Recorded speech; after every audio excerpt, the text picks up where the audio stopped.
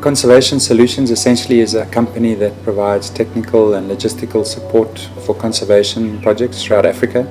Our focus is on large mammals like elephants and rhinos, but there's no conservation projects that's too small for us to tackle or too difficult for that matter. We've completed projects in I think 14 or 15 different countries to date. We like taking on challenging projects and trying to make a difference at the end of the day. There are a few vital components to us being able to do what we do.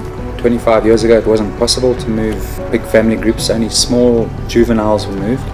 So we've developed tailor-made equipment over time. We've got to a point now where it can be done on scale, so we can do meaningful translocations over large distances. A helicopter is a vital key component. We need to find the elephants from the air with a helicopter. We use the helicopter to keep them together and to drive them to a suitable area where we can actually catch and work with the animals. The other moving parts, which are also key, is the equipment that we have. So mostly hydraulics. We essentially lift the elephants upside down by their feet. It doesn't look good, but it certainly is considered to be best practice now. No long-term side effects, and they are loaded into tailor-made, purpose-built wake-up recovery crates. What's important to us is that the elephants are only immobilized for a very short space of time. The quicker we can lift an animal, put it into a recovery box and wake it up, the less risk for the animals themselves, and certainly less risk for us too. It's very important when you are moving or relocating a family group of elephants and re-establishing them to a new area that you catch cohesive groups. So by definition, from the matriarch right down to the smallest animal. In doing this, you eliminate the risk of the animals not adapting or perhaps breaking out from the new area. If you move them in those groups, they settle down nicely, and literally within a day or two of having offloaded them, you would think those elephants had been there for generations.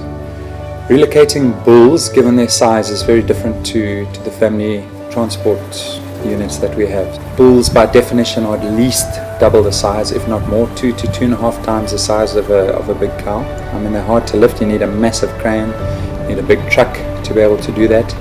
And at this stage, the technique that we use is a big recovery box. It's basically in 10 pieces. We piece it together in the bush using 2 cranes. 2 or 3 people do it.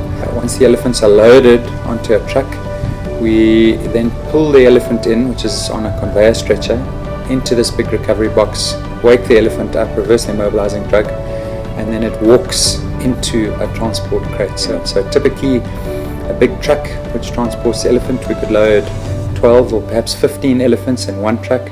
We can only move 2 bulls in that same space, so that should give you an idea of the scale of these beasts that need to be moved. We do administer some tranquilizers along the way, which assist with just reducing anxiety during the journey, and it also helps in the initial day or two of adaptation in the new reserve. South Africa is pretty much overstocked with elephants. As a consequence of good conservation management, there's a huge excess of elephants, and sadly there are very few destinations that can take any of these excess elephants. So we need to look further across our borders to suitably protected areas in neighboring countries. With the advancement of the new techniques that we have at hand, it is possible to move elephants over a distance of 1,500 or 2,000 kilometers. It's important that we can do it at scale now, because the interventions that need to happen at scale. We've just recently completed a translocation in Malawi where we have moved 520 odd elephants in the space of 42 capture days.